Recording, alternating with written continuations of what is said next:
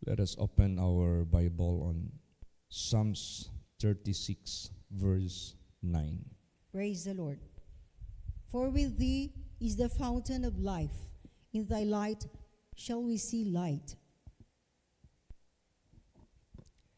So, dalawa po ang narito na ating kailangan mula sa Diyos. Ang isa dito is the fountain of life. At ang ikalawa naman, the light that we can see in Him. The fountain of life, alam naman natin ito, wala nang iba, kundi basahin natin ang Isaiah 12 verse 3. Praise the Lord. Therefore, with joy shall ye draw water out of the wells of salvation. So, the fountain of life is the so-called wells of salvation. Ito yung dakilang kaligtasan ng Diyos na gusto niyang gawin sa bawat buhay ng tao sa sanglibutang ito. That in the first place, God is not willing that anyone shall perish, but must have everlasting life. Salvation is to spare you from hell. Salvation is to rescue you from the power of darkness, from the power of Satan, from the power of sin. Liligtas ka ng Diyos so that you shall not perish, but must have everlasting life. Everlasting life is not just little bit difference with life here on earth. No, ang everlasting life, hindi ito kaunting diferensya lang sa buhay natin sa sanglibutang ito. Na para bagang nag-elevate lang tayo ng isang level. No. Everlasting life, salvation is far more different from our life here on earth. Iba yan. That is super glorious. That is super rich. That is super lasting. Kaya kinakailangan natin yan. We must be saved. Praise the Lord. No? Kailangan talaga tayo maligtas. Imagine that. It took for God to visit us on earth by transforming Himself into a human being. Para lang ihatid niya sa atin ang everlasting life. Para lang ihatid niya sa atin ang great salvation. No, hindi basta-basta yan. That is not small thing. That is not just matatawag nating para bang okay lang sa iyo pag hindi mo naangkin yan. No. Hindi kay parang, ay, no problem, kahit hindi ako maligtas, okay lang. Hindi mo masabi na ganun. Pag hindi ka maligtas, ibig sabihin yan, tuloy ang nakikita ng Diyos ng iyong kapahamakan. You cannot escape that. Kaya nga laging inuulit lagi sa preaching, how can you escape hell? How can you escape damnation if you refuse, if you neglect the great salvation? Kaya napaka-importante. Hindi ka naman pwede maligtas if you do not have the light. Hindi ka maligtas pag wala kang liwanag ng Diyos. Hindi ka maligtas pag hindi ka lalakad sa liwanag ng Diyos. Kasi ang mangyari niyan, you claim the salvation of God. You believe the salvation of God. And yet, wala kang liwanag sa buhay mo. The presence of darkness is still in you. Wala. Hindi ka maliligtas. Maging kasama ka doon sa, I do not know you, you workers of iniquity. Pag sinabing, you workers of iniquity, darkness is in your life. You are walking in darkness.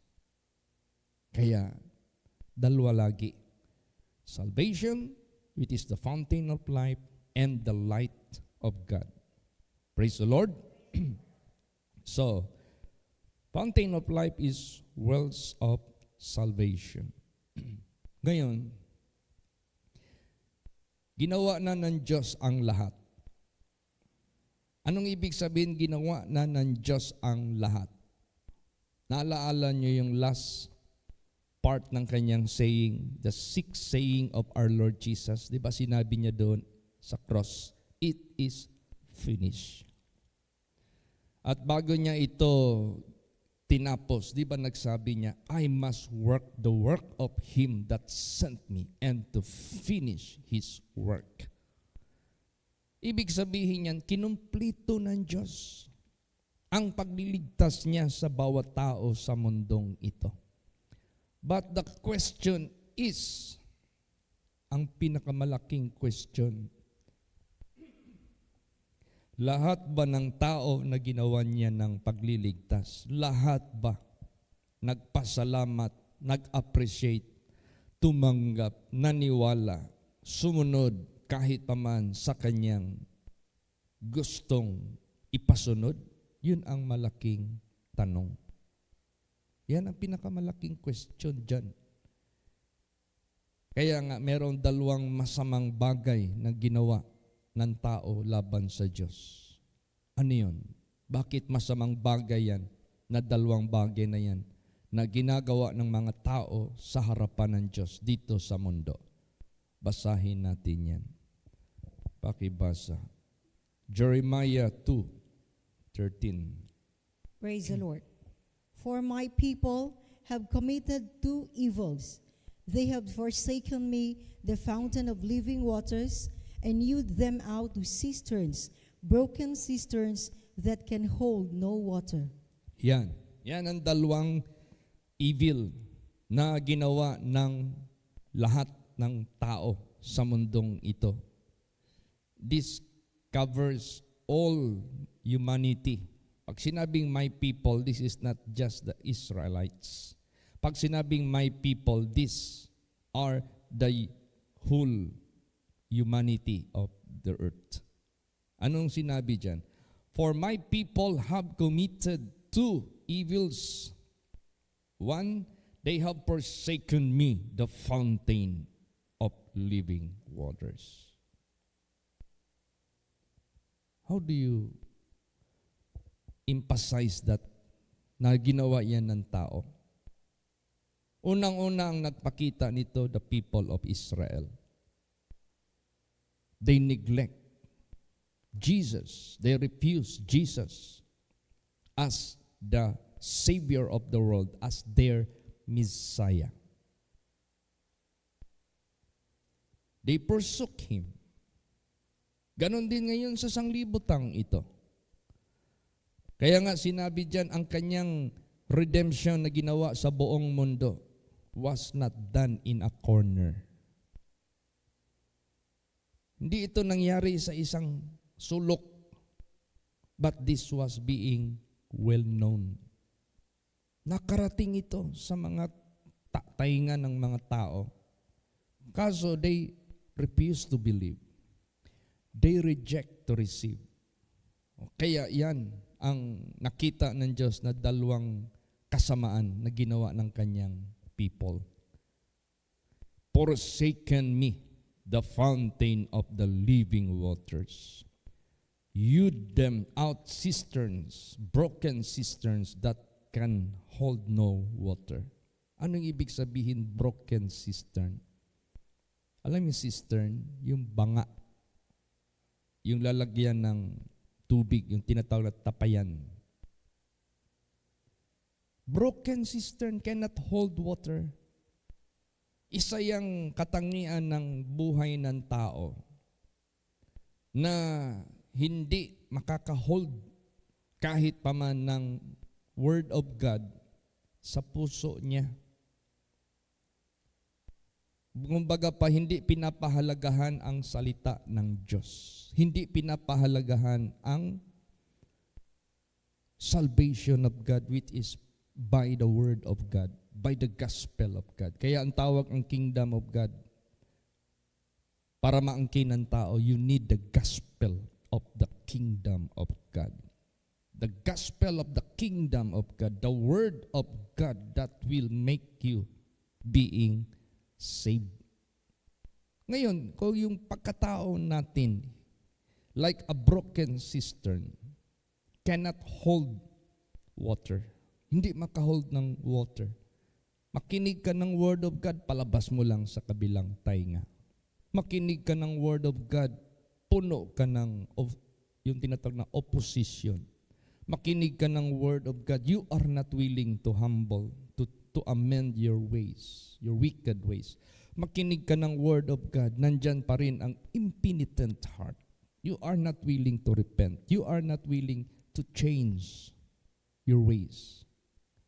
Maliwanag dyan eh. Kaya nga sinabi dyan eh, seek ye the Lord while He may be found. Call ye upon Him while He is near. Let the wicked forsake his ways, and the unrighteous his thoughts. And let him return unto the Lord, and He will have mercy and abundantly pardon. Hindi mo man yan magagawa kung hindi mo i-hold yung water sa puso mo, the Word of God. O kaya, sa buhay natin, wag nating gawin yung we are like a broken cistern. Nakailang beses ka nang nakarinig ng Word of God. Nakailang beses ka nang nabigyan ng payo. Nakailang beses ka nang na-rebuke. Nakailang beses ka ng counseling sa buhay mo. And yet, you are like a broken cistern that cannot hold water. Hindi mo maisapuso. Hindi mo maisagawa ang salita ng Diyos. Kaya yun ang dalawa. They forsake the living water and they make cistern a broken cistern that cannot hold water. So, anong gawin natin? Let us not forsake God. Let us believe Him with all our heart before it is too late, bago tayo mamatay. Let us receive Him sa puso natin. As many as receive Him, to them gave He power to become the sons of God or daughters of God, even to them that believe in His name. Napaka-importante yung personality ni Lord Jesus Christ. You must believe in Him. You must believe in His name. Bakit name? Because name has personality. Name has so-called identity. And that name is no other one, the one who came from heaven, the one who came on earth to be the light of the world, the one who came on earth to be the Savior of the world, and that is in the personality of the Lord Jesus Christ. Siya lang, wala na pong iba. Kaya ganun ka importante na kinakailangan talaga natin, huwag nating i-forsake si Jesus Christ, the living water. Nalaala ninyo yung mayroong isang babae na mag-draw ng water doon sa Jacob's well. Then Jesus Christ was sitting on that well. Tapos nakita ni Lord Jesus Christ na mag-igib siya ng tubig. Di ba kung sa sasakyan pa nakihits si Jesus Christ sa kanya? Anong nakihits? Kasi alam niya kukuha siya ng tubig. Humingi siya ngayon ng tubig. Tapos sabi ng babae, nag-refuse di ba yung babae? Sabi niya, you are a Jew man and I am a Samaritan woman. Don't you know, Samaritan and the Jewish people has no good friendship, has no good relationship? Sabi naman ni Jesus Christ, kung alam mo lang, basahin natin yan. John 4 verse 10. Praise the Lord. Jesus answered and said unto her, If thou knewest the gift of God, and who it is that saith to thee, Give me to drink, thou wouldest have asked of him, and he would have given thee living water. Yan. Sabi niya sa babae, kung alam mo lang. Kung alam mo lang, sabi ni ating Panginoong Kristo. Kung ano ang kaloob ng Diyos ikaw pa ang dapat hihingi sa Kanya ng tubig. At bibigyan Kanya ng tubig na buhay na tubig. Sabi naman ng babae, saan ka naman kukuha niyan? Since sa aming lolo na si Jacob, until this generation sa amin, malalim na ang balon. You cannot have that living water na ibibigay mo sa akin. Kaya, ano naman ang sagot ni Lord Jesus Christ? Basahin natin. John 4:14. Praise the Lord. But whosoever drinketh of the water that I shall give him shall never thirst, but the water that I shall give him shall be in him a well of water springing up into everlasting life. Yan. Yan ang maibibigay ni Lord Jesus Christ sa mga tao sa sanglibutang ito. Kung alam lang sana nila, sabi ni Lord Jesus Christ, who is Jesus really is, and what can Jesus Christ give to all people of the world. Kung alam lang sana nila, bibigyan sila ng tubig na hindi na sila uuhawin magpakailan paman. Dahil ang tubig na kanyang ibibigay sa kanila will become everlasting water springing up into everlasting life. O yan na yung wells of salvation. Nandyan sa personality ni kay Jesus Christ. Praise the Lord. He is the one. Siya na yun ang makapagbibigay. Kaya do not refuse the living water. Do not refuse the wells of salvation. Huwag mo siyang i-refuse. Napakahalaga niya. Napakahalaga niya. Wala ka nang makikita pa katulad sa Kanya. Ngayon, ipalagay na lang natin you are being impressed diyan kay Lord Jesus Christ. And you desire Him. Na dinidesire mo na siya sa buhay mo.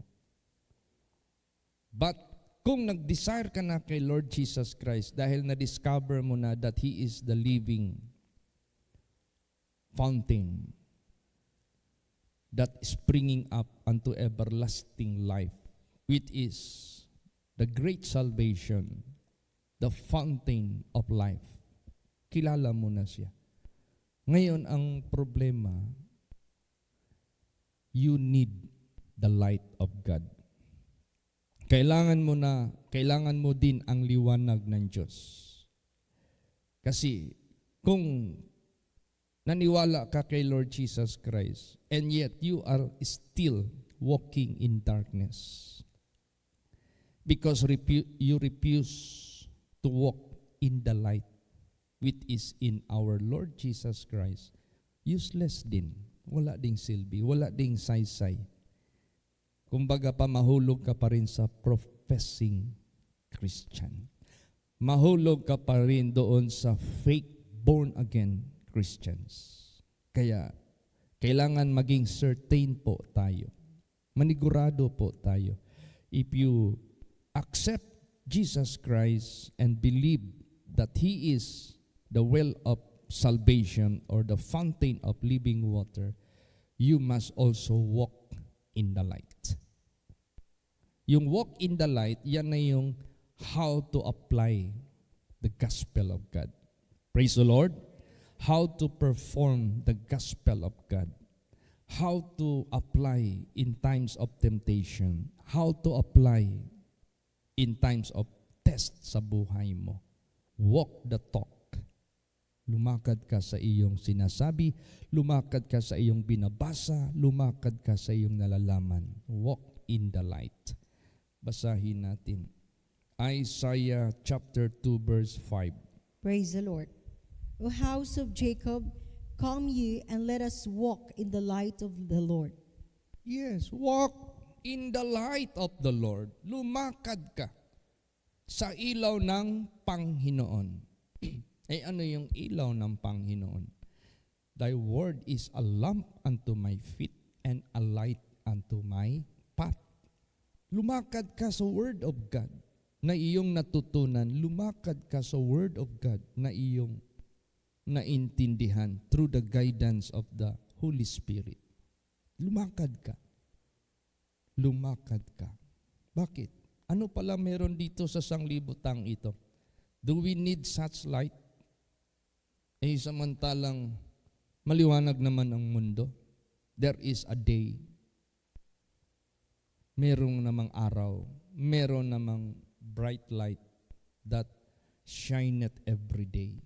Hindi yan literal na liwanag na katulad sa araw, but that is spiritual light that cause you to escape from the so-called darkness in this world. Kahit umaga, darkness is still in this world. Kahit maliwanag ang lugar, still darkness is in this world. Ano yun? Yung gawa ng kasalanan, yung gawa ng kasamaan, yung gawa ng kalikuan, yung gawa ng tiyablo, nandito. Hindi pa naman basta-basta ang dinescribe ng kadiliman sa mundong ito. Na kumakalat sa buhay ng mga tao, na nag-iimpluwensya sa buhay ng mga tao, na nagdidilim sa buhay ng mga tao. What the Bible describe, how the Bible describe it, what kind of darkness na nandito sa mundo that you should walk in the light, na kailangan mo talagang lumakad sa liwanag dahil ang kadiliman sa sanglibutang ito, hindi yan basta-basta. Basahin natin yan. Isaiah 60:1 and 2. Praise the Lord. Arise, shine, for thy light is come, and the glory of the Lord is risen upon thee. For behold, the darkness shall cover the earth, and gross darkness the people. But the Lord shall arise upon thee, and his glory shall be seen upon thee. Yan. Bakit ka kailangan lalakad sa liwanag? Bakit kailangan ka tumayo at lumiwanag? Why do you need to arise? Why do you need to shine and walk in the light? Dinescribe dito, tingnan nyo, darkness shall cover the earth. Kadiliman magtatabon sa mundo. And gross darkness, the people, ang tao mismo, nandyan ang gross darkness, the people. It is not the animals. It is not the buildings. It is not ano pa yung mga bagay sa sanglibutang ito. But the people itself, gross darkness, nandyan nakita sa buhay nila. Grabe ang kasamaan. Grabe ang kalokohan. Yung mga pinagbabawal dito sa Biblia, ginagawa ng lubos ng mga tao sa sanglibutang ito. Tingnan mo ang sanglibutang ito. Nandyan na lahat ng mga pinagbabawal ng Diyos. Those abominable in the eyes of God, they are doing it, showing it to the people of the world. And they are proud of it. And they defy God. And they don't believe Him also. Ganun, gross na ang darkness. Kapag sinabing gross, maximum, super, wala nang hihigit sa kadiliman. O ngayon, kung hindi ka mag-arise, hindi ka mag-shine by the light of God that is in Christ Jesus, wala, tatabunan ka talaga ng kadiliman. You will be among the people, gross darkness. Matindi na ngayon. Tingnan mo lang yung same-sex marriage na pinagbabawal ng Diyos. Tingnan mo lang yung mga tao na gumagamit ng mga animals sa kanilang lustful. Pinagbabawal na yan lahat sa Bible. Basahin mo ang Old Testament. Nakasulat lahat yan. Yung mga homosexual, nasa Bible yan. Bawal yan. Pinagbabawal yan ng Diyos. Kaya grabe na ang gross darkness sa sanglibutang ito. Yung unholiness, unrighteousness, ungodliness sa mga tao sa sanglibutang ito. Super. Nandyan na. At ang problema nito, ang mga gobyerno sa sanglibotang ito that supposed to implement what is right and good and acceptable in the eyes of God. Sila pa yung gumagawa ng batas para suportahan yung mga immoralities in the eyes of God, para suportahan yung mga abominable in the eyes of God. So kaya ang mundong ito, matatawag na nating gross darkness. The people, may mga senador tayo ngayon sa ating bansa. Gusto na nilang gawing legal ang same-sex marriage.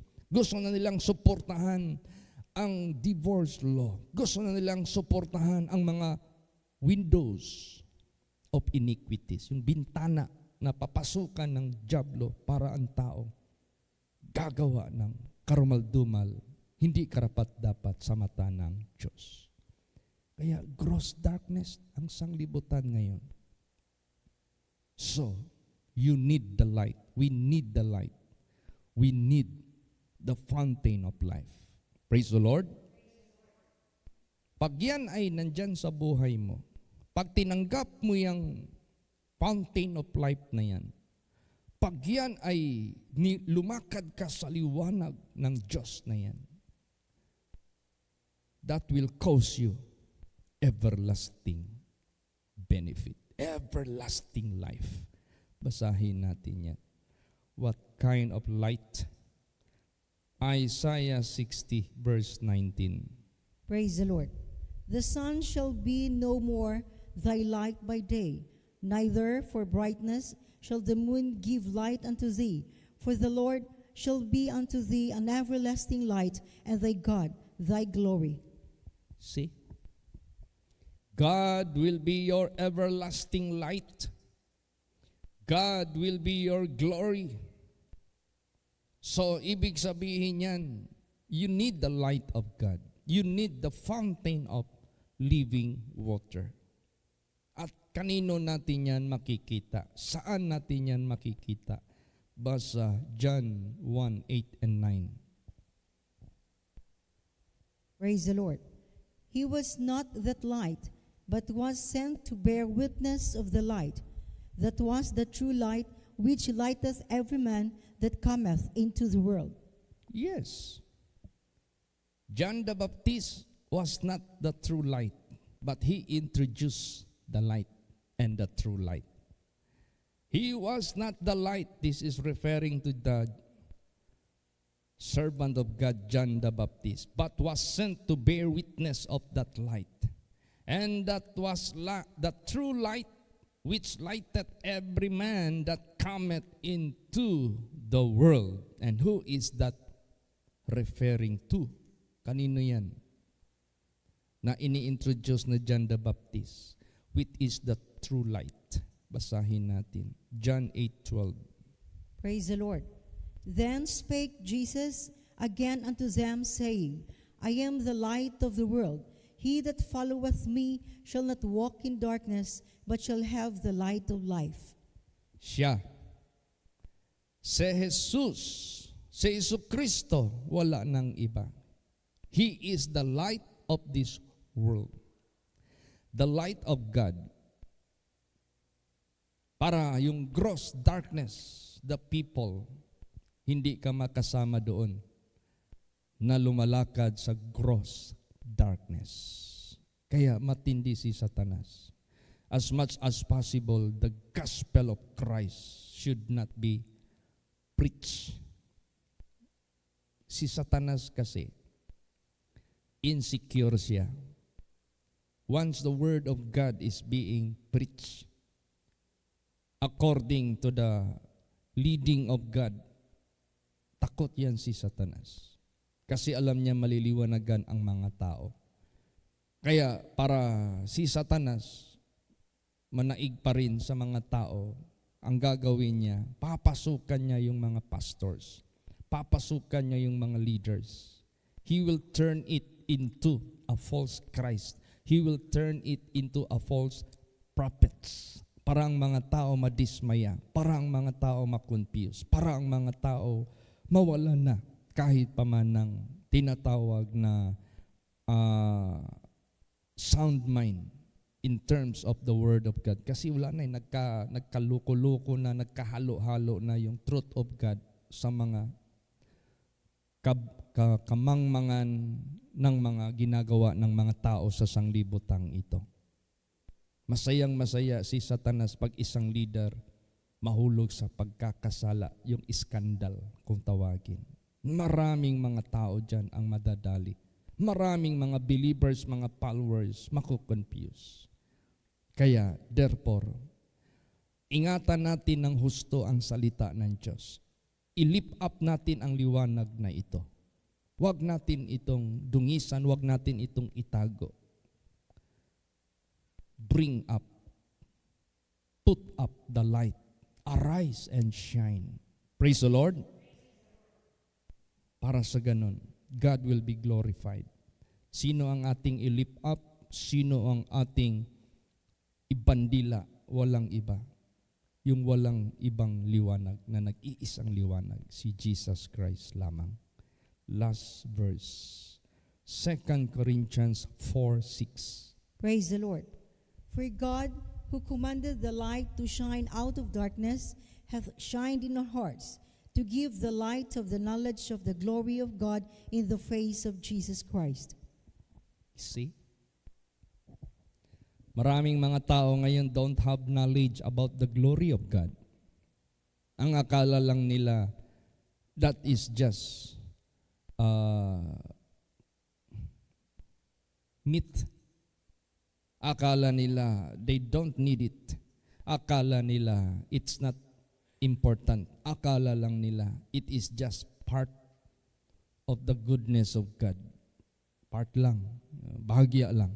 Hindi nila alam, that is the center of the love of God. That is the center of the promise of God.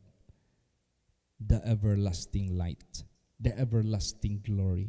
Now, kung wala kang sapat na kaalaman sa glory of God, yun na. Ipagpalit mo siya sa kumikinang sa mundong ito, that will never bring you eternal glory. Not all that glitters are gold, kumbaga. Maraming kumikinang sa sanglibutang ito, but they are not really true gold. Hindi yan totoo. Ito na yung mga pakana ni Satanas na buhay na masaya, kunwari, buhay na masarap, buhay na enjoy, buhay na nandyan na lahat ng pleasures of the world. But it is out of disobedience to the commandments of God. Tulad niyan, bawal ang paglasing, sinabi ng Diyos sa Bible. Maraming naglalasing kasi enjoy sila. Bawal ang same-sex marriage. Ginagawa nila yan kasi mas masarap ang buhay nila. Bawal ang adultery. Ginagawa nila multiple partners. Bawal ang fornication. Ang mga tao wala ng kasal-kasalan. Live-in ng live-in na lang para madali lang magpalit kung kailan mo iiwanan. Pag magsawa ka na, hanap ka na naman ng iba. Pinagbabawal lang yan lahat ng Diyos.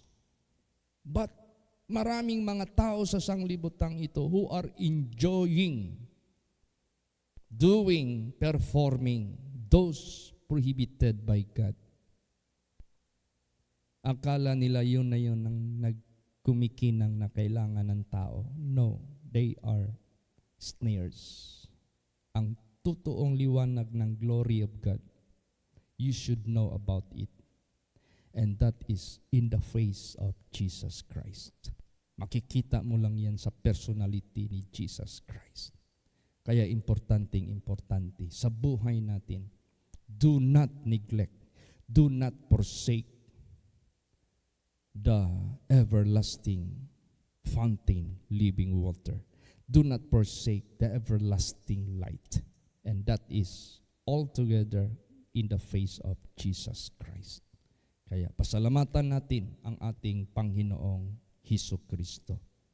For with thee is the fountain of light. In thy light we shall see light. Kaya lahat. Huwag nating panghinaan, huwag nating panghimaguran ang ating tuloy-tuloy na pagpatronage kung sa produkto pa, nagpatronage ka sa produkto na yan. Si Jesus Christ ang ating ipaglalaban sa buhay natin. Siya yung lumakad tayo sa kanyang liwanag. Huwag tayong maging katulad sa broken cistern that cannot hold water. Kailangan yung Word of God lagi nating i-hold sa ating puso, sa ating isip. If that is being exhausted because you use it as your spiritual energy, refill it again. Ganon man lang yan, yung sasakyan. If you use that, maubos man talaga yung gasolina at saka krudo. Depende sa sasakyan mo. You have to refill it in order to continue your journey of life. Ganon din sa buhay natin. Do not stop coming to God. Do not stop hearing the Word of God. Do not stop keeping the Word of God. That is your energy of your journey till you reach the finishing line, till you reach the destination. That is why the Bible say, be thou faithful unto death, and ye shall receive the crown of life. He that shall endure unto the end, this same shall be saved. The question is, how do we do that? Paano natin gagawin yan? Do not neglect the fountain of the living water. Do not forsake Him. Do not refuse to walk in the light of God. Yan dalawa na yan. Importante yan. Praise the Lord. Magsitayo po ang lahat.